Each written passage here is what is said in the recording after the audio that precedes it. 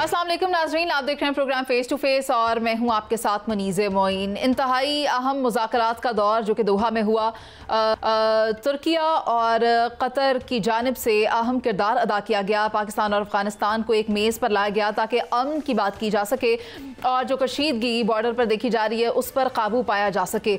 लेकिन सूरत हाल कुछ बिगड़ी सी दिखाई दे रही है और ऐसा मैं इसलिए कह रही हूँ क्योंकि आज मुज़ाकरात का दूसरा दौर होना था जो कि रीस्केड्यूल कर दिया गया और उसे 25 अक्टूबर पर शिफ्ट कर दिया गया जो कि इस्तांबुल में होगा। इसकी क्या वजह थी और सीज़ फायर अगर होना ही था तो फिर ये मुलाकात या ये नशिस्त इतनी तवील क्यों हुई? और फिर जहाँ कौल और फेल का तजाद आ रहा है, यानी जो मुआहिदा हम सबके सामने हमें दिखाई दे रहा है वो, और उसके अलावा जो ट्वीट की गई है ख्वाजा आसिफ साहब की जानिब से या फिर ज़बीउल्लाह मुजाहिद के अकाउंट से जो ट्वीट सामने आई है वो उस मुआहिदे से कुछ हट कर दिखाई देती है। अब इसमें हकीकत क्या है, इसी पर बात करूंगी। पैनल में मेरे साथ मौजूद हैं ब्यूरो चीफ पंजाब शहजाद हुसैन भट्ट साहब, उनके साथ तशरीफ रखते हैं ब्रिगेडियर रिटायर्ड मसूद अहमद खान साहब, और मुझे प्रोग्राम में ज्वाइन कर रहे हैं डॉक्टर जमील अहमद खान जो कि साबिक सफ़ीर हैं। गुफ्तगू का आगाज़ मैं करूंगी जमील अहमद साहब से। जमील साहब, आप मुझे बताएं, मैंने जिस तरह कॉल और फेल के तजाद की बात की दूसरी जानिब, और मैंने हवाला दिया ख्वाजा आसिफ के ट्वीट का और फिर जो ज़बीउल्लाह मुजाहिद की जानिब से ट्वीट सामने आ रहा है, सर कुछ रियलिटी से अलग बातें दिखाई देती हैं। ख्वाजा आसिफ ने जो दो बड़ी अहम बातें की उनमें यह था कि एक दूसरे के मुल्क की सरजमीन का एहतराम किया जाएगा और दूसरा किसी की सरजमीन से किसी के ऊपर भी हमला नहीं किया जाएगा, जबकि ज़बीउल्लाह मुजाहिद ने भी कुछ इसी तरह की बात की है कि ग्रुपों की हिमायत नहीं करेंगे जो इस तरह की कार्रवाइयाँ करते हैं एक दूसरे के खिलाफ। मगर ये चीज़ें उस मुआहिदे में क्यों दिखाई नहीं दे रही? आपको क्या लगता है, क्या वजूहात हैं जिसमें ये हमें कहीं नजर नहीं आ रही रिटन? जी हाँ, ये मुआहिदा तो खैर क्या, ये भी सेकंड जब इसका दौर शुरू होगा तुर्की में 25 तारीख को, उसमें मज़ीद मज़मरात सामने आएंगे। लेकिन बहरहाल एक अच्छा कदम है, इसहाक़ डार भी यही कहते हैं और मैं भी समझता हूँ कि अच्छा कदम है, कम अज़ कम इब्तदा है। देखिए, जब भी हम अफ़गानिस्तान की बात करते हैं तो हमें ख़ास तौर पर हिस्टोरिकल पर्सपेक्टिव में देखना चाहिए, लीगल पर्सपेक्टिव में देखना चाहिए, और अफ़गान तालिबान की हुकूमत में आने के बाद जो है, तो पहले हम देख लेते हैं कि हिस्टोरिकल पर्सपेक्टिव ये है कि जब से पाकिस्तान बना, बल्कि उससे पहले से ड्यूरल लाइन को 1813 या उस दौरान में जब वजूद में आई एक कमीशन के ज़रिए, तो उसके बाद से लेके 47 तक तो खामोशी रही। 47 में उन्होंने नेशनलिज्म का एक सिलसिला शुरू कर दिया। और ख़तरनाक बात यह है कि तालिबान जो कि एक रिलीजियस पार्टी है और ज़ाहिर मज़हब सबसे मुक़द्दम है, सारों के लिए है, लेकिन उनका क्योंकि हमेशा से यही रहा है, तो वो नेशनलिज्म की तरफ इस दफ़ा जो जलसे जुलूस निकले काबुल में मुख्तलिफ जगह पर, तो मैं इस बात को इधर ख़त्म करते हुए कि नेशनलिज्म के तरफ रिलीजन को लेके जाना और ये कहना कि जी वो पश्तूनिस्तान वाली बात और बाकी तमाम बात जो नारे लगे हैं अफगानिस्तान में उसकी बात करिए, तो हिस्टोरिकल पर्सपेक्टिव हो गया। इसका लीगल पर्सपेक्टिव ये है, जब अफगान तालिबान उन्होंने हुकूमत संभाली फरवरी 2021 में, तो उसके बाद एक कानूनी दस्तावेज बना जो कि दोहा एग्रीमेंट है, उसके पैराग्राफ 2 में इन्होंने बिल्कुल कमिटमेंट की हुई है। जो आज बात कर रहे हैं हम तो 2021 से लेके अब तक यही बातें कर रहा है पाकिस्तान। इस दफ़ा अच्छा ये हुआ है कि एक रास्ता निकला है और उस रास्ते में मल्टीलैटरल प्रेशर अफगानिस्तान पर बढ़ना शुरू हुआ है। पहले इतना नहीं था, अब मजीद बढ़ रहा है। इस मल्टीलैटरल प्रेशर को अगर उन्होंने नहीं माना तो उनकी जो फंडिंग लाइन है वो भी ख़त्म हो जाएगी। जी सर, मैं इस पर राय लेना चाहूँगी, लेकिन मसूद अहमद खान साहब भी हमारे साथ आज स्टूडियोज़ में मौजूद हैं। सर, आप मुझे बताएं, जिस जानिब जमील साहब इशारा कर रहे हैं, क्या जो तालिबान की हुकूमत है, अफगान तालिबान की, वो TTP को काम करने से रोक सकेगी? वो जो भी कार्रवाइयाँ कर रही है पाकिस्तान मुखालिफ, क्या उन पर काबू पाया जा सकेगा? और ये जो फितना अल हिंद या फितना अल खवारिज है, इसको किस तरह से काउंटर करने के लिए वो स्ट्रैटेजी बनाएंगे? जी हाँ, बहुत शुक्रिया। देखें कि एक तो हम ये कह सकते हैं कि डिप्लोमेटिक विक्ट्री फॉर पाकिस्तान, और जिस तरीके से बातचीत हुई और थ्रेट बेस्ड डिस्कशंस हुई हैं और इसमें तमाम इश्यूज़ की डिस्कशन की गई, और ये इसमें मोस्ट इम्पॉर्टेंटली पाकिस्तान का जो view point stance that has been accepted, उसमें उन्होंने मान लिया है in the presence of Qataris as well as in the presence of Turkiye के जो लोग बैठे हुए थे। और उसमें उन्होंने ये भी माना है कि पाकिस्तान ने ये चीज़ लिखवाई है, उसमें Pakistan will not tolerate the violation of Pakistan sovereignty by using Afghan soil, तो बड़ी क्लैरिटी के साथ ये चीज़ वहाँ पे शामिल हुई है। और पाकिस्तान ने रूल्स ऑफ एंगेजमेंट की बात की है, वो भी इसमें क्लैरिटी के साथ शामिल हैं कि any attack originating from Afghanistan, इसका मतलब है Pakistan will go for strikes. तो इसमें तो कोई शक नहीं है। So diplomatic victory for Pakistan, Pakistan अपनी चीज़ें मनवा ली हैं, एक्सेप्ट हुए हैं। और लेकिन इंडिया की इधर भी रसवाई हुई है, क्योंकि इंडिया जो चाहता था, वो चाहता था कोई यहाँ पे कंटिन्यूटी हो, एस्केलेशन हो। सो मेरे ख्याल में एक वाज़ेह मैसेज इंडिया को भी गया है। आफ्टर वो जो मार्के हक था बुनियाद मरसूस के बाद, एक और डिप्लोमेटिक साइड से हम कह सकते हैं उनकी शिकस्त हुई है, रसवाई यहाँ पे हुई है। अब most important question that remains कि अब क्या होगा। सो देखें कि हमें ग्राउंड रियलिटीज़ को देखना चाहिए कि अफ़गानिस्तान के अंदर there is a division. Kabul का अपना है, Kabul is the political centre है, and Kandahar is the religious caliphate है। फिर अफ़गान तालिबान में अंदर दिस डिवीज़न है, काबुलीज़ एंड कंदहारीज़ हैं, वो भी इसमें हैं। और फिर आप देखें कि इनका जो इन्फ्लुएंस है फितना और ख़ारिज पे कितना है, दैट इज़ वेरी इंपॉर्टेंट इसमें देखा जाए। क्योंकि अफ़गान तालिबान फंडिंग करते रहे पास्ट में, $43,000 की पेमेंट होती थी and monthly to Noor Wali Mehsud and his family. ये रिकॉर्ड पे है, यूनाइटेड नेशन ने ये रिपोर्ट किया था। अब वो भी मसला है, क्या फितना और ख़ारिज इनकी ये बात मानेंगे, अब ये भी क्वेश्चन है। So the ball is in Afghanistan court कि वो इंश्योर करें द इम्प्लीमेंटेशन ऑफ डिसीजन जो यहाँ पे हुए हैं दोहा में। और मेरे ख्याल में फिर सुपरवाइज करेंगे कतरीज़ एंड तुर्किया वाले इसमें कि कैसे डेवलपमेंट, किस तरीके से फितना और ख़ारिज वहाँ पे एक्शंस ले रही, फितना हिंदुस्तान क्या करेगा। बट मोस्ट इम्पॉर्टेंटली इंडिया अब क्या करेगा। सो सवाल ये है कि इंडिया छोड़े, it will not give up. India कोशिश अभी भी करेगा थ्रू प्रॉक्सीज जो उनके मौजूद हैं, अफ़गान रजीम के अंदर जो लोग मौजूद हैं, स्टिल इनको यूज़ करेगा to still trouble inside Pakistan. So that is very important. यकीनन पाकिस्तान की उस पर भी नज़र होगी। बाकी आप दुरुस्त फरमा रहे हैं सर। मैं यही कहना चाह रही हूँ कि आपने जिस जानिब इशारा किया है कि भारत बाज नहीं आएगा इस किस्म की प्रॉक्सीज लड़ने से, तो बात तो वही है ना कि अपनी शिकस्त से अभी तक वो आशना हो नहीं सका। इतनी बुरी शिकस्त पाकिस्तान ने उसको दी और वो अभी भी पाकिस्तान को काउंटर करने की कोशिश कर रहा है और उसके लिए ओछे हथकंडों पर उतर आया है। लेकिन ये जो पीस टॉक्स करवाई जा रही हैं कतर की जानिब से और तुर्किया की जानिब से, ये काबिल दाद हैं। शहजाद हुसैन भट्ट साहब, आप ये बताएं, ये जो बैठक हुई इसके बाद आपको लगता है कि अफगान तालिबान कोऑपरेट करेंगे पाकिस्तान के साथ पीस एग्रीमेंट के लिए, पुरअमन रहने के लिए, और कार्रवाइयाँ नहीं की जाएंगी? मैं ज़्यादा देर की बात नहीं करती, 25 तारीख से पहले तक की बात कर लें। दुरुस्त फरमा रही हैं मुनीज़े मोइन साहिबा। पाकिस्तान और अफ़गानिस्तान में होने वाला जो मुआहदा है वो क्लियर फिक्रा तो सबसे पहले ये है कि पाकिस्तान की एक बहुत बड़ी कामयाबी तस्वर किया जा रहा है। ये मुआहदा अफ़गानिस्तान से दहशत गर्दी की हर किस्म की हमायत और सहूलतकारी का ये ख़ात्मे का हमारा तकाजा था। हम बार बार उनको कह रहे थे कि यही चीज़ करो, उसको तस्लीम किया गया। ये मुआहदा जो है वो पोजीशन ऑफ स्ट्रेंथ है, मैं समझता हूँ। अफवाज ने देखे किया क्या है, आप इसको 3 अंदाज से लेना पड़ेगा। पहला तो आपने ज़मीनी सतह पर दूसरी अफ़गानिस्तान को सख्त, माज़रत के साथ अफ़गानिस्तान से वैसे इंतहाई सख्त सबक जो है वो आपने ज़मीनी तौर पर अफ़गानिस्तान को सिखाया। फील्ड मार्शल साहब आए, उन्होंने चेतावनी दे दी, सख्त गुफ्तगू, सख्त तकरीर की। तीसरा दोहा मुआहदा। तो ये 3 पहलुओं से जो आपने खेला है, ये कमाल सफारतकारी से खेला है।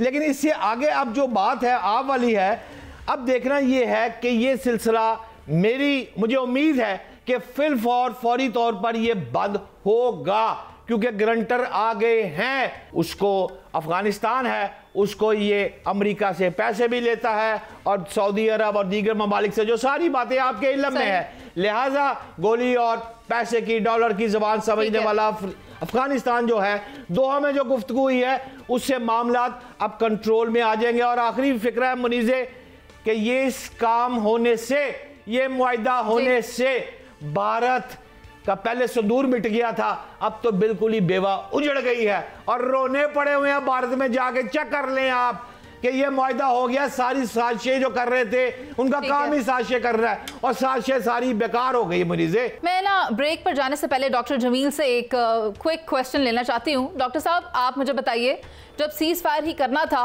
तो फिर इतना लंबा वक्त क्यों लगा इस मीटिंग को होने में, और फिर इसके दूसरे दौर की इस्तांबुल में ज़रूरत क्यों पेश आई? जी, इसलिए कि इसका एक मैकेनिज्म तैयार करना है ना, यही तो तय हुआ है वहाँ के। इस पे एक मॉनिटरिंग मैकेनिज्म ऐसा तैयार करना है कि जो इस सीज फायर की और जो तय पाई हैं चीज़ें उसके मुताबिक उस पर अमलदारी करा सके।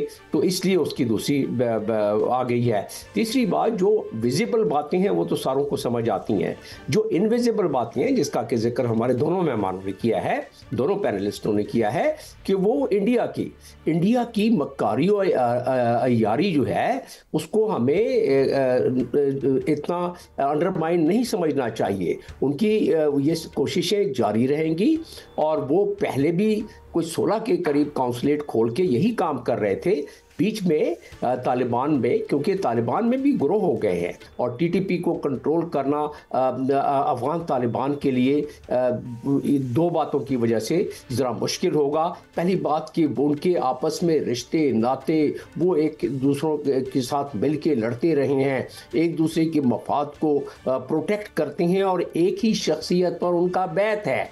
तो लिहाजा उससे जान छुड़ाना उनके लिए मुश्किल होगी। अगर छुड़ाया जा सकता था तो वो वक्त था जिस दिन जेल से फरवरी में वो आज़ाद कर रहे थे और हमने 800 आदमी मांगे थे, जिसमें कि हमारे आर्मी स्कूल के भी बच्चों का खून हाथों में था उनके, उन्होंने हमें उस वक्त भी नहीं दिया। तो अब भी हम इसको we will not take it easy.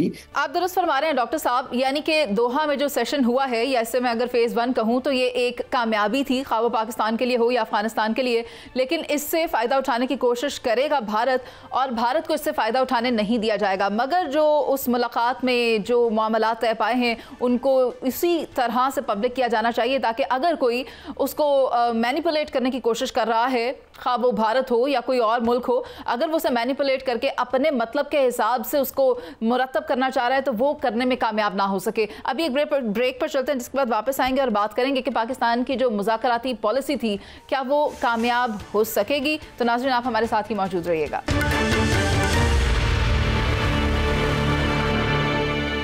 Welcome back नाज़रीन। मुज़ाकरात का पहला दौर मुकम्मल हो गया है और दूसरे की तारीख तय पा गई है, लेकिन अब सवाल ये पैदा होता है कि जब तक दूसरा सेशन नहीं होता, दूसरी बार बड़े मिलकर बैठते नहीं है, तो उससे पहले के लिए क्या लाहेअमल मुरतब किया जाएगा? जो एग्रीमेंट या जो डॉक्यूमेंट हमारे सामने आया है, क्या उस पर मुकम्मल तौर पर अमल दरामद करवाया जा सकेगा, या जो मौक़िफ़ इख्तियार किया जा रहा है पाकिस्तान के वज़ीर दिफ़ा की जानिब से उस पर अमल हो पाएगा?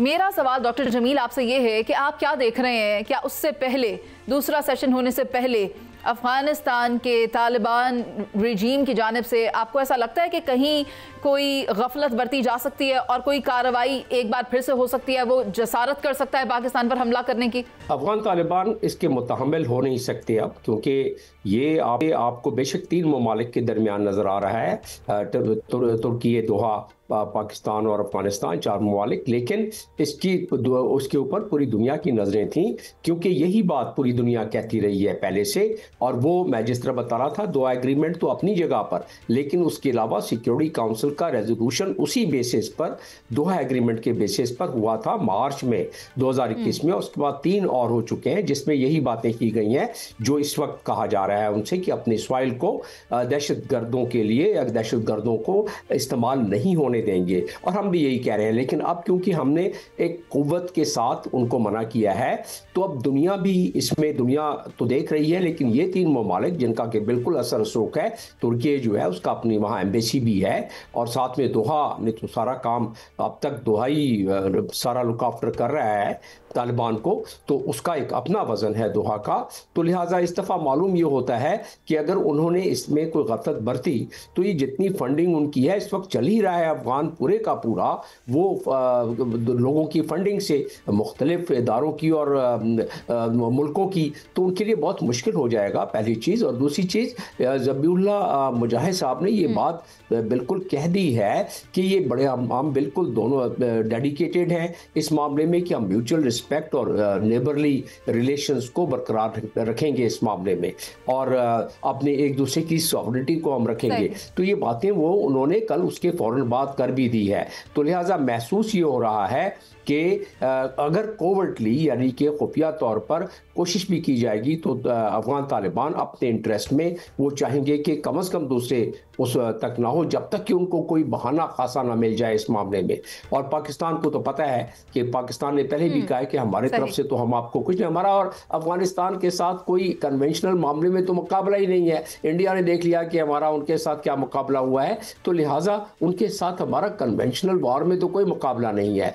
गुरिल्ला वार के लिए जो कोशिश कर रहे हैं और जिस तरीके से हमारी अस्करी कुव्वत और बाकी इदारे वो फाल हो गए हैं और जिस तरीके से हर जगह से जहाँ से कोशिश की जा रही है वहाँ इंगेजमेंट हो रही है और फितनतुल खारिज की जो वहाँ जहन्नम वसूल किया जा रहा है, तो उस लिहाज से अगर देखा जाए तो उसका एक प्रेशर हमारा तो है ही है, लेकिन जो ममालिक बीच में मीडिएटर हैं उनके अलावा दुनिया क्योंकि देख रही है, जो फंडिंग इदारे हैं वो देख रहे हैं, जिन्होंने सिक्योरिटी काउंसिल की पासदारी करानी है रेजोल्यूशन की वो देख रहे हैं। तो इस दफ़ा ज़रा प्रेशर ये बेहतर पड़ा है और हम नहीं चाहते हैं कि मज़ीद इस पर कोई ख़राबी पैदा हो। हम तो चाहते हैं कि अफगानिस्तान, हमारे तो PR ने, परमानेंट रिप्रेजेंटेटिव ने अभी 12 दिन हुए हैं, सिक्योरिटी काउंसिल के इजलास में कहा है कि हम तो चाहते हैं कि अफगानिस्तान स्टेबल रहे, हम चाहते हैं कि अफगानिस्तान में प्रॉस्पेरिटी आए, स्टेबिलिटी आए। तो हम तो उनकी जो मावनत कर रहे हैं सिक्योरिटी काउंसिल के फ्लोर पर भी। ये हमारे सफ़ीर जो वहाँ है आसिम साहब, उन्होंने आसिम इफ्तिखार, उन्होंने जिक्र किया 12-13 दिन पहले। तो हम तो अपनी बिल्कुल उस सिंसियरिटी के साथ चल रहे हैं, लेकिन जाहिर है उस तरफ से अगर नहीं होगा और हमारी शहादतें होती रहेंगी तो उनको अब कम से कम इस चीज़ का एहसास दिलाया गया है इस दोहा के मीटिंग में। और अब यह है कि अगली मीटिंग में इसके खदोखाल को अगर मज़ीद तुर्की की कोशिश यही है और कतर की कोशिश यही है, तो इसके खदोखाल मजीद वर्कआउट कर लिए जाएंगे तो ये चलेगा। और फिर इंडिया को इस वक्त हमारी सफारतकारी जिस उरूज पर है वो इंडिया को हम एक्सपोज करते जाएंगे अगर जिस तरीके से हम कर रहे हैं दुनिया की नज़रों में, क्योंकि इस वक्त जैसा मैं कह रहा हूँ कि हमारी ट्रेजेक्ट्री बड़ी अच्छी है सफारतकारी की, तो उसमें इंडिया पर भी जोर पड़ेगा। तो शायद उनको भी ये ख्याल आए, क्योंकि इंडिया की अब मजबूरी है कि उनके वो अगला इलेक्शन मोदी हार रहा है, अब बीजेपी हारने के उसका पूरा एहतमाल है जो मेन इलेक्शन आना है, तो वो चाहेंगे कि कोई ना कोई ऐसा खिलवाड़ करे। कलामी की माजरत, भारत अपने लिए काम कर रहा है, अपने इलेक्शंस को सिक्योर करने की कोशिश कर रहा है और उसी के लिए वो पाकिस्तान मुखालिफ कार्रवाइयां आज भी कर रहा है और हमेशा से करता आ रहा है। हमारे साथ मसूद अहमद खान साहब भी हैं। सर, आप मुझे बताएं, डॉक्टर जमील ने भी जिक्र किया कि अफगान तालिबान रजीम के ऊपर प्रेशर है, खा वो तुर्किया का हो, दोहा का हो या किसी और मुल्क का हो। क्या ये प्रेशर के बाइस टेबल पर आए हैं या फिर एक नई पैकिंग में पुराना पैकेज हमें रिसीव होगा दोबारा से? देखें, तुर्किया और कतर का प्रेशर नहीं था, ये पाकिस्तान का प्रेशर था। एक हमने न्यू नॉर्मल सेट कर दिया था और हमने कहा था कि toleration, we will not tolerate. और जिस तरह स्ट्राइक्स किए हैं, देखें काबुल भी चीखें थी, कंधार से भी आवाज़ें आई थी, और रिसेंटली जो हमने खोस्त में किया है जिसमें गुल बहादुर ग्रुप के उसमें वहाँ पे स्ट्राइक्स किए हैं। सो रूल्स ऑफ एंगेजमेंट हमने बड़े क्लियर करके बता दिया था। हमने कहा था हम कोई टॉलरेट नहीं करेंगे, और that's why that was the pressure जो हमने बिल्ड किया। और इसके बाद से तो वो तो घुटनों पे आ गए थे। इसके बाद जो सीज फायर भी इन्हीं के रिक्वेस्ट पे कतर के साथ फिर तुर्किया वालों के साथ बातचीत हुई है। सो देखें कि वो बातचीत का प्रेशर कोई नहीं था, पाकिस्तान ने डिक्टेट करवाया। That's why I am telling कि इसमें जो 13 घंटे की बातचीत हुई उसमें जो चीज़ें पाकिस्तान ने चाहा वही उस पर लिखी गई हैं। द ओनली थिंग पब्लिक इसलिए नहीं की गई on the request of Afghanistan की, जी थोड़ा सा उनको इज़्ज़त को ही रहने दें। सो पाकिस्तान सिंस हक पे था, Pakistan was on the right side, so therefore Pakistan की चीज़ें इंडोर्स हुई हैं और पाकिस्तान ने चीज़ें बड़े वाज़े कर दी हैं। सो द ओनली थिंग इसकी देखें कि जो प्रेशर होगा अभी अफ़गानिस्तान रजीम पे, स्पेशली जब हम बात करते हैं फितना और खारिज और इनका जो आपस में लिंक्स बनते हैं, देखें कि एक तो आइडियालॉजी सेम है, दे आर एथनिक पश्तून्स हैं, एलिजियंस तो मुल्ला हिबतुल्लाह अखुंज़ादा भी हैं, दे हैव फोर्ट टुगेदर है डिफरेंट वार्स, और इसमें थे फिर एक मीर अली का जो एक अकॉर्ड था उसको भी रेफ़र किया जाता है। सो बहुत सारे वजूहात हैं कि जिसके लिए दिल प्रेशर, फिर इनको अफ़गान तालिबान को एक खौफ है, फियर है रजीम को कि ये जब कुछ हमारा उस पर प्रेशर होगा तो इस पर क्या हो सकता है, लेकिन अगर सिंसेरिटी है दे कैन डू इट, क्योंकि इस तरह तुर्किस्तान इस्लामिक मूवमेंट के केस में वो बदख्शां में भी थे, नूरिस्तान में थे। मसूद साहब, कता कलामी की माजरत, लेकिन आपने भी ये बात की है कि डॉक्यूमेंट को पब्लिक होना नहीं किया जा रहा अफगानिस्तान की रिक्वेस्ट पर। आपने ये समझते कि अगर ये डॉक्यूमेंट पब्लिक नहीं होता तो जो नॉन स्टेट एक्टर्स हैं वो इसको सबटाज कर सकते हैं, वो इसको मैनिपुलेट कर सकते हैं, वो उसको गलत तरीके से पोर्ट्रे करके अपने मुफादात के लिए इस्तेमाल कर सकते हैं, जिससे कि इस मुआहिदे को नुकसान पहुंच सकता है। इसे पब्लिक होना चाहिए। नहीं, देखिए, नॉन स्टेट एक्टर्स की तो अभी इसमें कोई हैसियत नहीं रहेगी। It is the responsibility of regime जिसने इसको इम्प्लीमेंट करना है, उन्होंने कन्विंस करना है, वो एग्जीक्यूट करना है। फिर ऊपर से जो सुपरवाइज करेंगे, इधर तुर्किया है, कतर है, इन्होंने देखना है कि फितनॉल ख्वारिज क्या कर रहे हैं, फितनॉल हिंदुस्तान क्या कर रहे हैं। सो प्रेशर तो उधर से बिल्ड भी होगा। पाकिस्तान ने तो आज चीज़ें वाज़े कर दी हैं, तो मेरा ख्याल में ये चीज़ें चलेंगी। अब हम ये कह सकते हैं कि पाकिस्तान हैज़ प्रीवेल्ड, पाकिस्तान की विक्ट्री हुई है और इंडिया को इधर भी शिकस्त हो गई है। जो उनकी ख्वाहिश थी कि हमारे जो वेस्टर्न फ्रंट है ये एक्टिव रहे, पाकिस्तान को वहाँ पर ड्रा करे, तो एटलीस्ट उस पॉइंट ऑफ व्यू से है। तो लेकिन ये है कि कुछ ना कुछ जिस तरीके से अभी आपने देखा, जब ये बातचीत हो रही थी तो मीर अली में सुसाइड बम्बिंग हुई और बन्नू में वाक़यात हुए, जिसके जवाब में सो वी रिएक्टेड, हमने वेट नहीं किया, विद देन जाके स्ट्राइक्स किए और 100 के करीब दहशतगर्द मारे हैं। सो पाकिस्तान ने वो चीज़ वाजे की और वो लिखवाया गया है कि ये चीज़ें होंगी। ठीक है, आपकी बात आ गई है। मैं चाहती हूँ शहजाद हुसैन भट्ट साहब काफ़ी एनर्जी के साथ इसके ऊपर अपनी राय दे सकते हैं। भट्ट साहब, मुझे बताएं, ये सारी गुफ्तगू आपने भी सुनी, आपको लगता है कि फिर ये दुश्मनी दोस्ती में बदल जाएगी? कितने पुरुमीद हैं आप? देखें, इंतहाई काबिल एहतराम मुनीज़ मोइन साहब बातें हैं 5। पहली बात है, दोहा मुज़ाकरात और फौरी फायर बंदी जो है ये मौका फराहम करते हैं, मगर ये एक शुरुआत है, इसका हल नहीं है। और दूसरी बात जो आप फरमा रही थी कि मुआहदे को पब्लिक नहीं किया जा रहा, तो मैं समझता हूँ कि ये बहुत अच्छी बात है कि इसको पब्लिक नहीं किया जा रहा, क्योंकि अफगानिस्तान हमारा भाई है। अफगानिस्तान को अगर अपना चेहरा छुपाने का मौका दिया गया है तो ये बड़ा खुशाइन है। हम कोई इस जगह पे तो नहीं खेल रहे कि उसको लेट डाउन करना है या डिग्रेड करना है। हम तो पुरअमन मुल्क है। हम चाहते हैं कि जो तफसीलात आवाम को नहीं फराहम की गई, मुज़ाकरात का सिलसिला आगे बढ़ रहा है, ये बहुत अच्छी चीज़ है। लेकिन इसके साथ साथ पाकिस्तान, जो मेरी इंफॉर्मेशन है, फौरी तौर पर मौसर मॉनिटरिंग और रिपोर्टिंग का मैकेनिज्म नाफज कर रहा है, और दूसरा इलाकाई सफारती सालसों को मुज़ाकरात का हिस्सा बनाकर इस चीज़ को आगे लेके जा रहा है। लेकिन आपकी इजाज़त से इस वक्त हमारे लाहौर स्टूडियो में आपकी दरख्वास्त पर ही तशरीफ़ लाए और आप खुद चली गई है इस्लामाबाद। ब्रिगेडियर साहब यहाँ तशरीफ़ रखते हैं, तो ब्रिगेडियर साहब आपसे मुझे ये बता दें काइंडली कि इस मौके पर आपकी नज़र में पाकिस्तान और अफगानिस्तान के दरमियान इख्तलाफात को ख़त्म करने का क्या ये सबसे बेहतर तरीका नहीं था कि इस मौके पर अब 25 अक्टूबर तक तो ये वफूद दोबारा मुलाकात होगी? इन द मीन टाइम क्या लड़ाई होगी या नहीं, शरारत होगी या नहीं? जी हाँ, देखिए, शरारत होगी, उसको आप रूल आउट नहीं कर सकते हैं। फितनॉल ख्वारिज भी कोशिश करेंगे, क्योंकि देखें प्रॉक्सी तो इंडिया की है ना। सो इंडिया तो बैकआउट नहीं करेगा। इंडिया की कोशिश होगी तो उनको वो यूज़ करेगा, फितनॉल हिंदुस्तान को भी यूज़ करेगा। सो वो होगी, देखें कि डिफ़िकल्टी होगी रजीम के लिए, क्योंकि उनके लिए कंट्रोल करना, इसीलिए कहते हैं कि फुल कंट्रोल अक्रॉस अफगानिस्तान तो उनका नहीं है, लेकिन उन्हें सेंसिटिविटी शो करनी है कि हमें कन्विंस करे कि दे आर सीरियस और वो करवा सकते हैं। सो उससे पता चलेगा। लेकिन ये है कि कुछ ना कुछ चीज़ें होती रहेंगी, लेकिन पाकिस्तान ने इसीलिए वाजे किया है, इसीलिए वहाँ पर ये लिखवाया है, वायलेशन होगी, वी विल नॉट टॉलरेट, इसका स्ट्राइक्स होंगे, तो इससे बहुत बेहतर कुछ हो ही नहीं सकता है।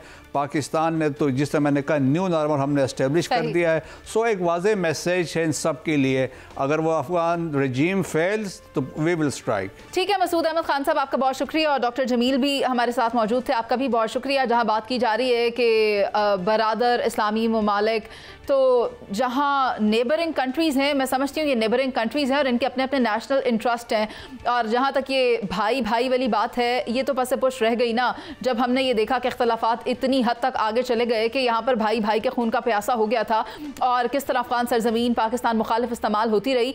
इस वजह से टेबल पर बैठना बहुत ज़रूरी था, जिसका फ़ेज़ 1 तो बहुत अच्छे से मुकम्मल हुआ है और अब उम्मीद ये की जा रही है कि जब 25 अक्टूबर को इस्तांबुल में दोबारा पाकिस्तान और अफगानिस्तान मिलकर बैठेंगे तो कोई लाहा अमल इस तरह से मुरतब दे दिया जाएगा ताकि इस सिलसिले को मुकम्मल तौर पर फुल स्टॉप लगा दिया जा सके। प्रोग्राम में एक ब्रेक शामिल करेंगे जिसके बाद वापस आएंगे और बात करेंगे किस इत्तेहादी जमात ने किसको 1 महीने का अल्टीमेटम दिया है। नाज़रीन, आप हमारे साथ मौजूद रहिए।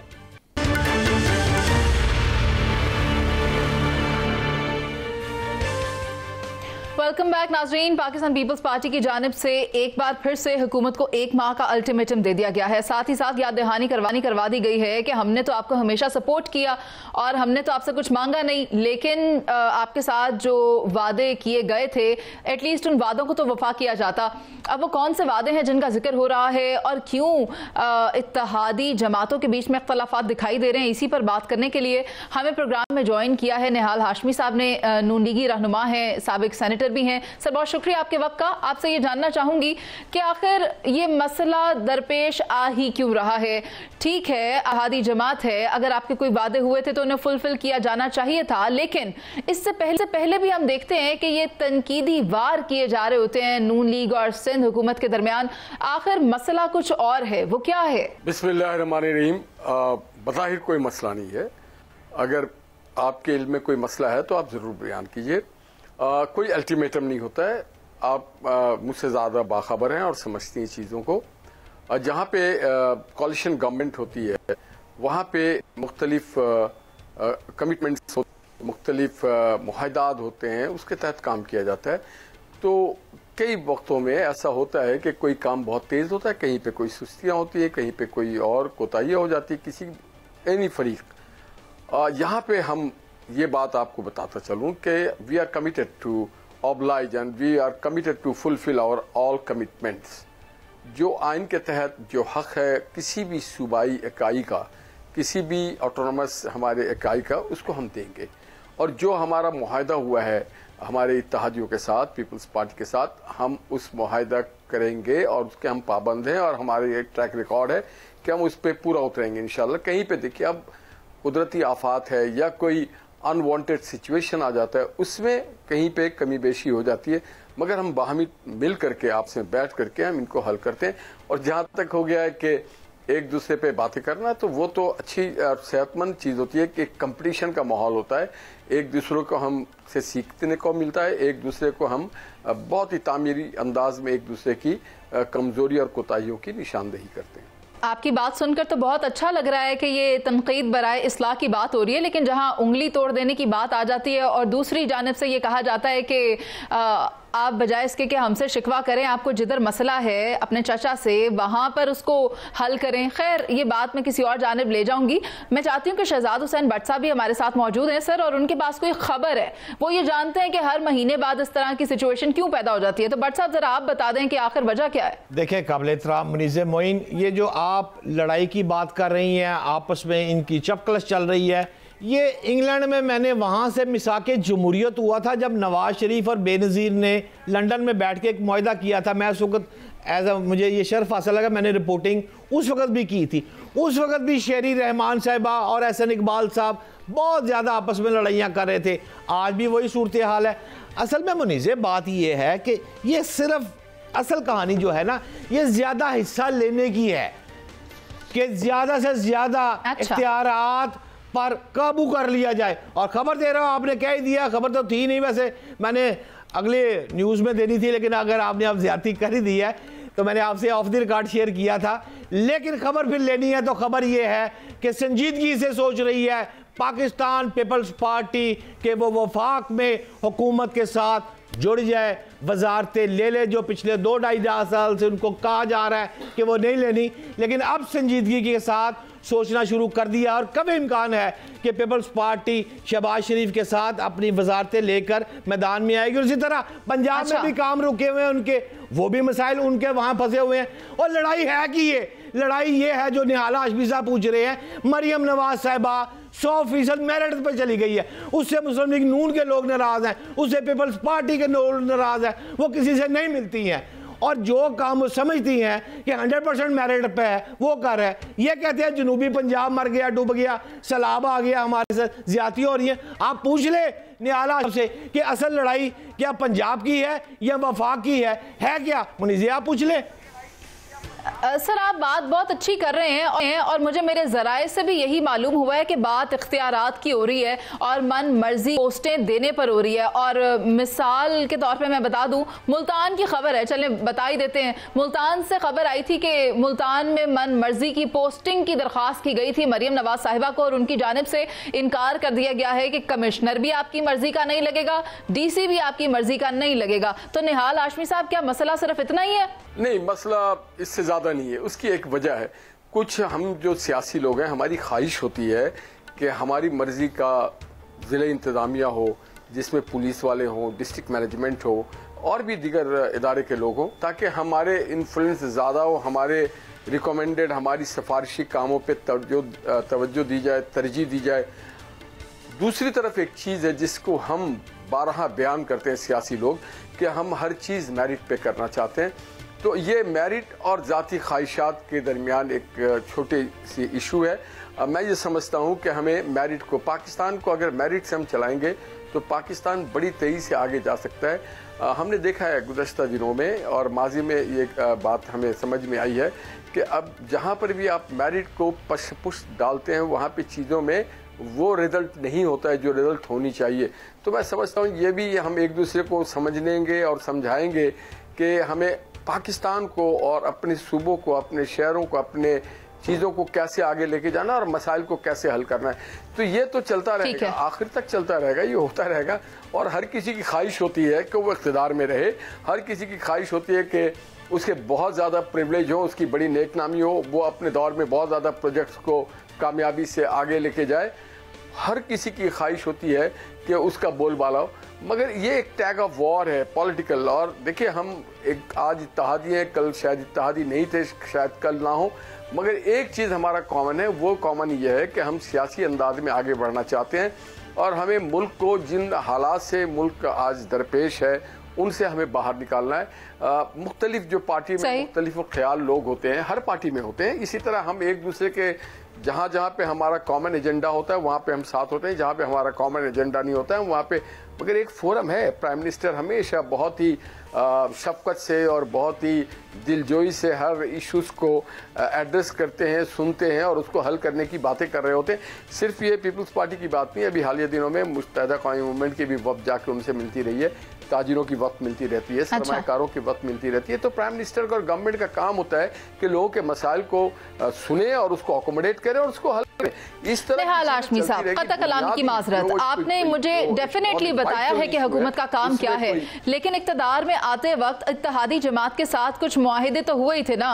काबीना में उन्होंने कोई सीट नहीं ली, उन्होंने कोई मराहत आपसे नहीं मांगी, तो फिर उनकी बात को एड्रेस क्यों नहीं किया जा रहा? उनके कंसर्न्स हैं आज जो वो शहरी रहमान साहिबा आपके सामने रख रही हैं और कह रही हैं कि 1 माह के अंदर आप इसे मुकम्मल करें, और अगर नहीं करते तो फिर आप मुझे बताएं क्या उनके कंसर्न्स गलत हैं कि आपका अलायंस पार्टी है, उनके जो मुतालबात है उनको पूरा तो करना पड़ेगा, और अगर नहीं किया तो फिर क्या होता है वो आप भी ज्यादा बेहतर जानते हैं। सर देखिए, जो हमारा रिटर्न एग्रीमेंट है, देखिए जो हमारी रिटर्न एग्रीमेंट है, जो हमारी कमिटमेंट है, वो सारों को हम फुलफिल करने के पाबंद हैं और हम करेंगे इस चीज़ को।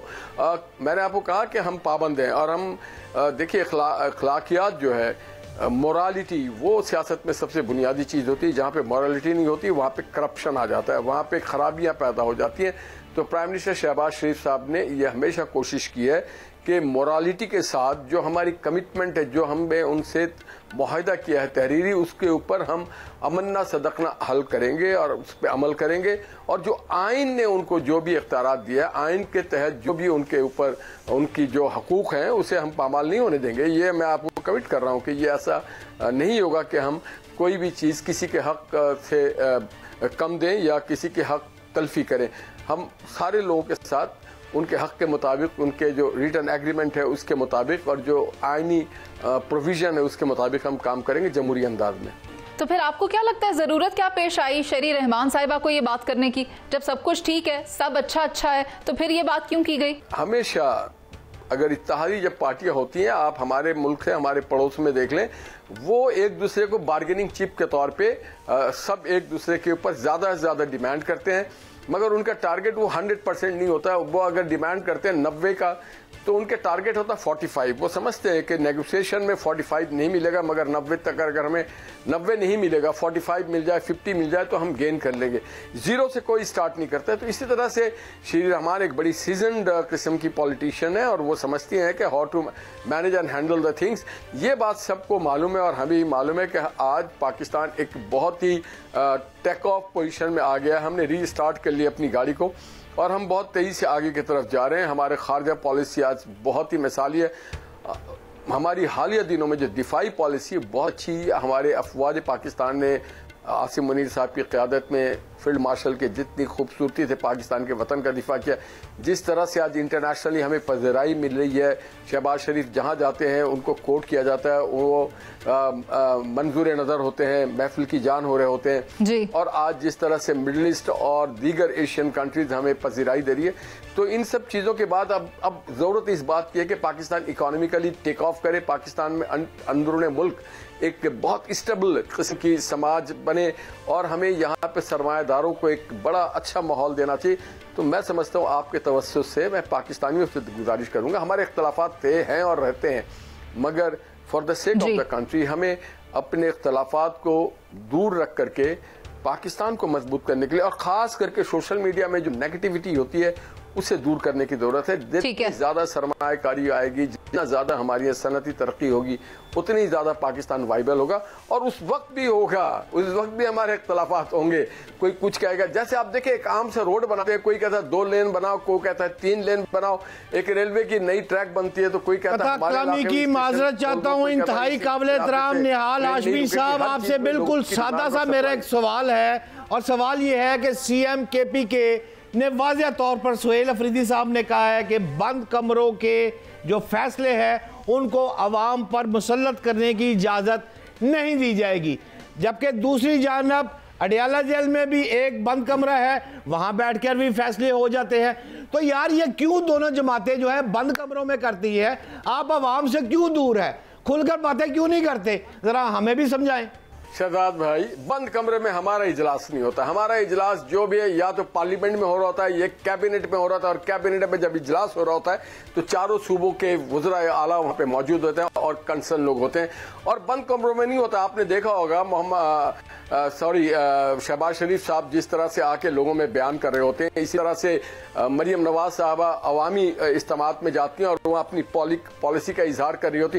बंद कमरों में आपने खुद जवाब दे दिया, जो KPK के वजीर आला साहब हैं वो बंद कमरों में करते हैं, उनको पता ही नहीं होता, अवाम को भी नहीं पता होता है और पार्लियामेंट को भी नहीं पता होता है, उनकी असेंबली को भी कि कौन नेक्स्ट वजीर आला है, उसकी रिक्रूटमेंट का क्या क्राइटेरिया। निहाल हाशमी साहब, आपका पॉइंट आ गया है, और ऐसा कि आपने कहा कि रिटन एग्रीमेंट के तहत जितने भी मुआहिदे हुए हैं उन पर अमल किया जाएगा, उनको अमली जामा पहनाया जाएगा। शहजाद हुसैन भट्ट साहब भी हमारे साथ प्रोग्राम का हिस्सा थे, आपका बहुत शुक्रिया। बात यही है कि नून लीगी हुकूमत की जानिब से तो ये मौक़िफ़ इख्तियार किया जा रहा है कि सब ठीक है, जितनी कमिटमेंट की गई थी उनको फुलफिल किया जाएगा, लेकिन जब आप उसके दूसरे एंड पर देखते हैं तो पाकिस्तान पीपल्स पार्टी की कुछ रिजर्वेशंस हैं, और वो इनका वक्तन फवक्तन इजहार हुकूमत के साथ, अपनी इत्तेहादी जमात के साथ करते हुए दिखाई भी देते हैं। लेकिन आने वाले वक्त में जो कि एक अल्टीमेटम दिया गया है कि 1 महीने के बाद इसके ऊपर दोबारा बात होगी, तो देखना यह होगा कि जो कंसर्न्स पाकिस्तान पीपल्स पार्टी की जानिब से उठाए गए हैं, क्या हुकूमत की जानिब से उनको फुलफिल किया जाता है या नहीं, क्योंकि सिचुएशन उसके बाद बदल सकती है। प्रोग्राम का वक्त खत्म हो गया, मुझे इजाजत दीजिए, अल्लाह निगहबान।